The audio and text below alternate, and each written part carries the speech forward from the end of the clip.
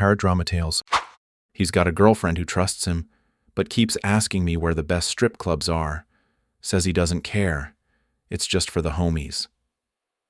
Everyone tells me to stay out of it, but watching her smile like nothing's wrong, that's what's tearing me apart.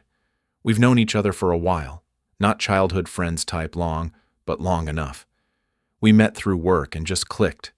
Same sense of humor, same grinded-out work ethic.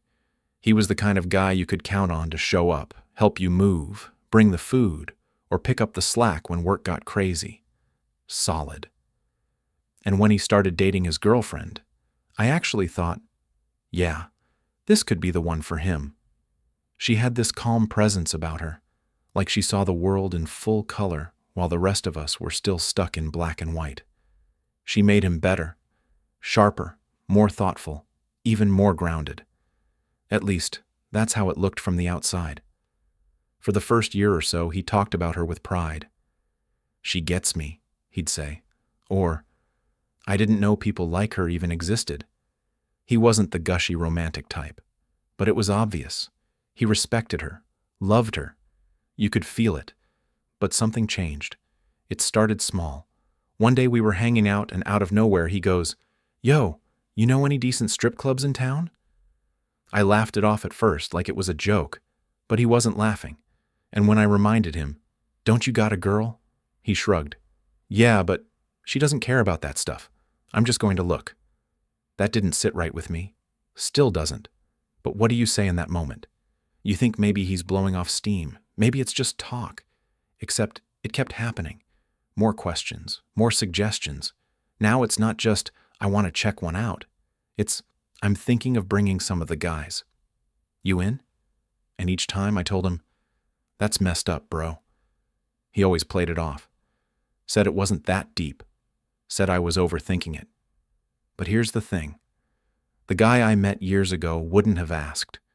Wouldn't have risked her trust like that.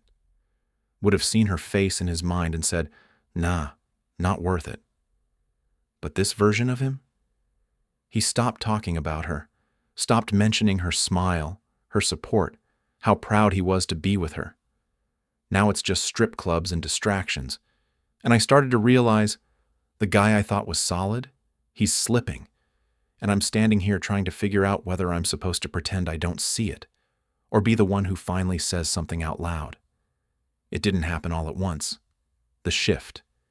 It crept in slowly, like a shadow stretching across the floor when the sun starts to dip. One day we're talking about work, about life goals, about maybe planning a trip out west like we always said we would. The next, he's bringing up strip clubs again. Casual at first, like a joke or something to fill the silence between lunch and the next deadline. But the more he brought it up, the less it sounded like a joke. At first I pushed back in that half-serious, half-bro way. You know, "Bro, you got a girl, chill." And he'd just smirk and say something like, "She doesn't care. It's just looking." But the tone was off. It wasn't defensive. It was indifferent. Like her feelings were just background noise, not something worth turning down the volume for. And that's when I felt it. Not just disappointment, but a kind of respect unraveling. For her, yes, but also for him. Because I remembered when he used to light up talking about her. Back when he'd say things like, "She's the only one who ever really saw me." Back when just being with her made him walk a little taller. That version of him was starting to disappear, replaced by someone who didn't seem to care about protecting what they'd built. It wasn't even about the strip clubs. Not really. It was about the pattern, the casual way he dismissed her, the ease with which he compartmentalized her into one part of his life while planning a whole other side she'd never see. I started to feel like I was watching a slow-motion train wreck, and I was the only one yelling at the tracks. And every time I questioned him, "You sure this is cool? Would she be okay with this?" He'd dodge. Say I was overthinking it. That it wasn't cheating. That it was just guys being guys. And I'd feel that little twist in my gut. Because if that's what guys being guys means now, I'm not sure I want to wear the label. What really got me, though, was how often he asked. It wasn't a one-time curiosity. It became regular, rehearsed, and no matter how often I called him out, he kept bringing it up. Like maybe if he said it enough, I'd stop objecting. Like eventually I'd cave and say, "Sure, man, let's go." But I never did, because somewhere between his questions and my refusal, I realized I wasn't just watching him lose respect for her. I was starting to lose respect for him too.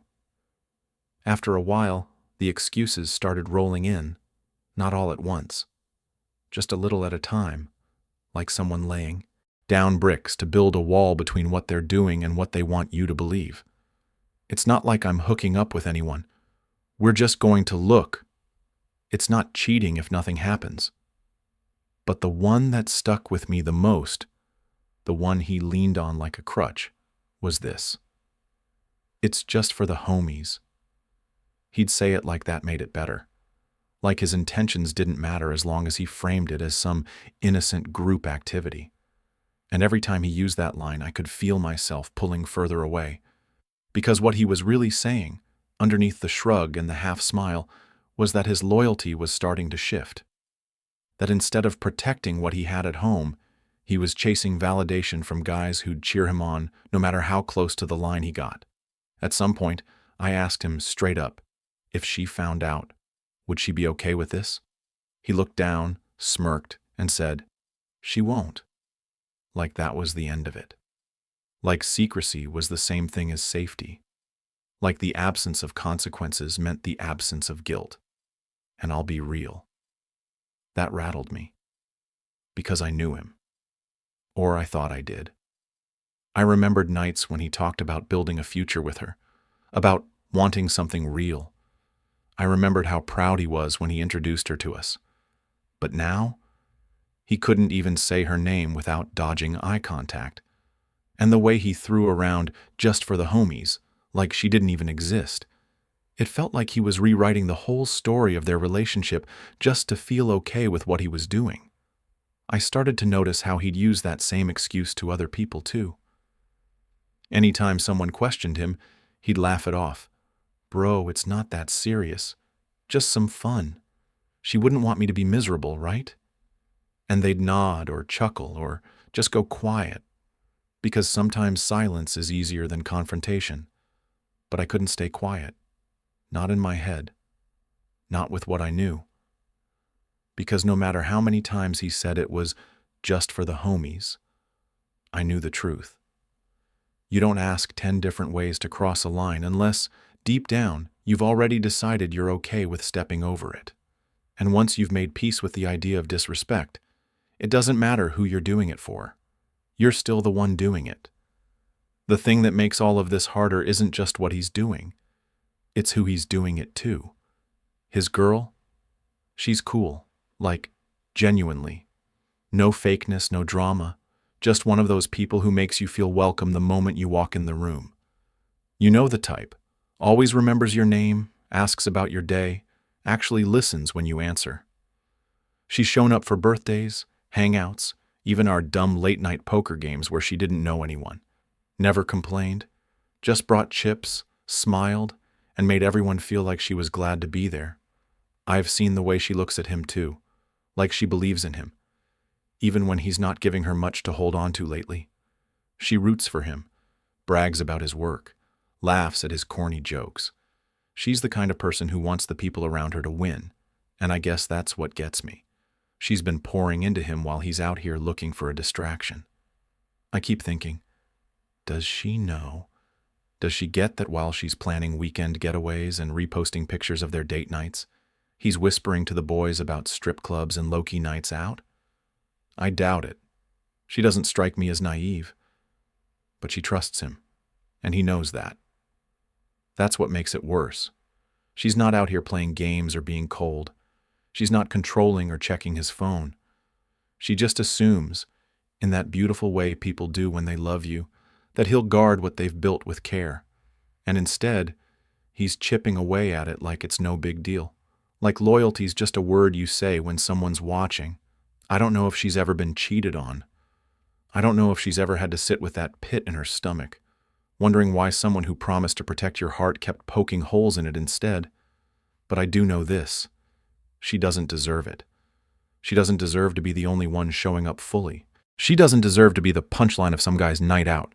And she sure as hell doesn't deserve to be kept in the dark while everyone else just shrugs and says, "Not my business." Because it's not just about strip clubs or guys being dumb. It's about a pattern, a choice, a slow, quiet betrayal that only feels harmless until it's not.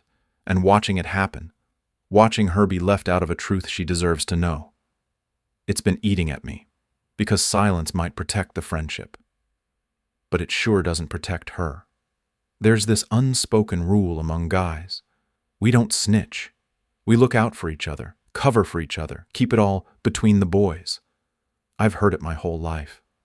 Locker rooms, job sites, backyards, group chats. Doesn't matter how old we get, the code stays the same. Mind your business. And honestly, I used to believe in that. I really did.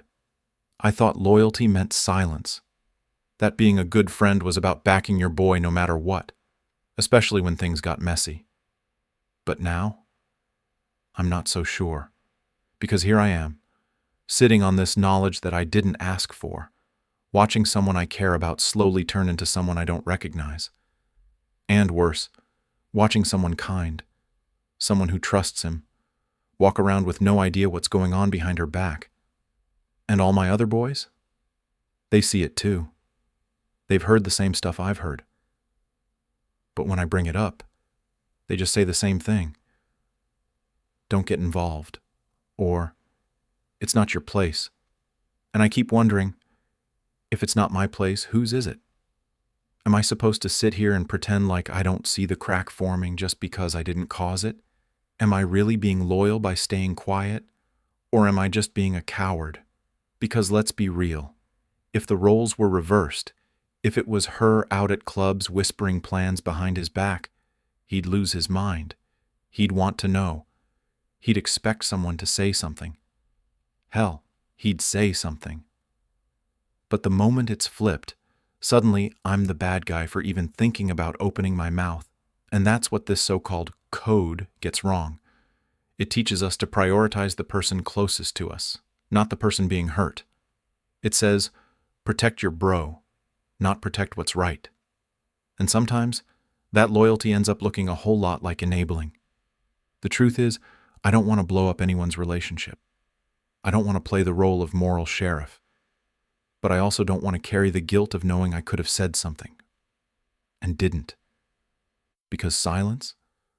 That's a choice too. And I'm starting to realize that real friendship, the kind that means something, sometimes means having the guts to call out the people you care about. Not to shame them, but to remind them who they said they were. So maybe it's not about snitching. Maybe it's about standing up. Not just for her, but for who I want to be when this is all said and done. I wish I could say I let it go. I wish I could tell you I shrugged it off like the others did, cracked a joke and moved on. But I didn't. I couldn't. Because ever since those first conversations, the ones where he kept bringing up strip clubs like it was no big deal, it's been sitting in the back of my mind like a weight I can't put down. At first, it was just discomfort, a weird feeling in my gut every time he said something reckless. But then it started showing up in other places, in the silence when I'd see her text him, in the way he'd smirk and turn his screen over. I started noticing things I didn't want to notice, started reading between lines I used to ignore. And now, it's all I think about. I'll be sitting at work, trying to focus, and suddenly I'm picturing her, laughing at one of his dumb jokes, holding his hand, making plans with a man who might not be who she thinks he is. Or I'll be scrolling my phone and see a post of them together, some photo of a date night with hearts in the caption. And it twists something in me, because I know what she doesn't. And carrying that kind of truth, it's exhausting. I haven't said a word to her, not even a hint, but it's affecting the way I talk to him now. I can't fake the same easy vibe, can't laugh at his jokes the same way. He senses it too. I see it in the way he side-eyes me when certain topics come up. like he's waiting for me to blow it all up, or maybe he's daring me to. But here's the part that haunts me. Every day I stay silent, I become a little more complicit. Every time I nod and say nothing, I feel like I'm betraying someone who trusts me, even if she doesn't know she's trusting me. And that's the part no one talks about, the quiet guilt of standing by, of knowing something that matters and doing nothing with it. I've always believed I was someone who did the right thing, someone who spoke up when it counted. But lately, I'm starting to wonder if I've been too afraid of losing a friend to keep that part of myself intact, because this secret, it's eating at me, and I don't know how much longer I can keep swallowing it. Sometimes the clearest way to see a situation is to flip it. That's what I did. I sat back and imagined it was me, that I was the one in love with someone, showing up for them, trusting them with the most unguarded version of myself, only to find out one day that while I was believing in us, they were out with their friends asking about strip clubs behind my back. What would I feel? Disbelief, embarrassment, anger, sure. But beneath all that, betrayal. Because it wouldn't be about the strip club itself. It would be about the quiet decision they made to step outside the bounds of our trust, even if only in intention. It would be the private moments where I was replaced by impulse. And I think that's what so many people get wrong. They think betrayal only happens when there's physical proof. But honestly, it starts the moment someone stops choosing you. I thought about how I'd feel if a friend of mine had known and stayed silent. If they'd heard the jokes, the plans, the "it's just for the guys" comments, and said nothing. Would I understand? Maybe. But I know it would hurt, because the second layer of betrayal would be realizing that people around me knew and didn't think I deserved the truth. And then I thought about someone I love, my sister, for example. If she were in this kind of relationship, and I knew what was happening behind the scenes, would I protect the guy's ego or her heart? The answer came fast and hard. I'd tell her, maybe gently, maybe not all at once, but I'd never let her keep investing in someone who wasn't investing in her the same way. So why was I hesitating here? Because I don't want to be the one who breaks it, the one who drops the match that starts the fire. But maybe that's the problem. I keep thinking I would be the one breaking it, when in reality the fracture's already there. I didn't create it. I'm just the one standing close enough to feel the fault line rumble. If it were me, I'd want someone to say something. If it were someone I love, I'd fight for them to know. So why is it so hard to do it for her? Maybe it's because I know how complicated things get once the truth is spoken. But maybe, just maybe, that's not a reason to stay quiet. Maybe that's the reason to speak up. I've been turning it over in my head like a coin. Speak or stay silent. On one side, the friendship, the history, the risk of blowing it all up. On the other, my conscience.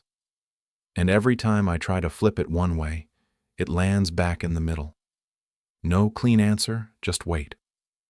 Some nights I tell myself it's not my place, that I don't have the full story, that he hasn't actually done anything yet, technically, that he's just talking. But then I remember that talk like this doesn't happen in a vacuum. It's not just random thoughts. It's rehearsal. You don't ask about strip clubs on repeat because you're curious about the lighting. You ask because, on some level, you're testing the water, seeing how far you can lean before someone pulls you back. And I'm starting to realize, if I don't pull him back, who will? But the other fear is louder. What if I say something and it gets twisted? What if she doesn't believe me? Or worse, what if she does? And it breaks her. Do I want to be the person who introduces that kind of pain into someone's life? Even if it's from a place of protection? But then I think about what silence protects. It doesn't protect her. It protects him. It lets him keep pretending everything's fine. It allows him to keep showing up with his arm around her while planning nights she's never invited to. Silence keeps the peace, but only for the person causing the storm. So what do I do? I've thought about sitting him down, one-on-one, telling him, man to man, you either fix this or I will. Not to threaten, but to offer him one last shot at integrity. Because maybe he's forgotten what that looks like. Or maybe he just needs someone to remind him what's at stake. Or maybe I don't say anything to him at all. Maybe I go to her, quietly, carefully, not to accuse, not to explode her world, but to give her the information she deserves, the same way I'd want someone to give it to me. The decision's heavy, heavier than I expected. But at the end of the day, I know this. If I walk away from this without saying a word, I'll carry that silence longer than I want to admit. It'll stick. It already has. So yeah, I think I know what I have to do, even if it costs me something, even if it changes everything. Because sometimes doing the right thing doesn't feel heroic. It just feels honest. And I'd rather lose a friend for being honest than keep one by betraying what I know is right. Here's what they don't tell you.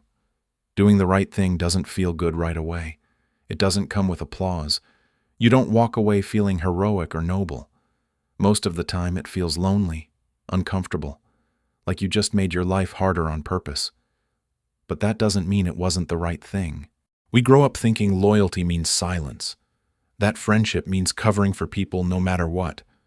But real loyalty, the kind that actually means something, looks different. It means holding up a mirror when someone starts losing themselves. It means protecting people, even when they're not in the room. Even when they're not your person. Because I wasn't just protecting her. I was protecting who I wanted to be. And yeah, maybe I lost something in the process. Maybe the group chat got colder. Maybe he doesn't look at me the same way anymore. But at least when I look in the mirror, I don't have to lie to myself. I don't have to carry the weight of what I didn't say. The world doesn't need more quiet witnesses. It needs more people who are willing to speak when it matters, even when it's messy, even when it costs them. So if you're sitting on a secret that's eating at you, if you're wrestling with the choice between comfort and courage, let me tell you something I had to learn the hard way. Right is rare. Do it anyway, because someone out there is trusting that people will show up for them, and maybe that someone is counting on you. If this story hits something in you, if you've ever been caught between loyalty and truth, share your thoughts in the comments. I read everyone. And if you believe that integrity matters, that silence isn't always kindness, then hit subscribe. This channel is where we have the hard conversations and grow stronger because of them. Because in the end, doing what's right may not make you popular, but it will make you proud, and that lasts longer than any friendship built on pretending.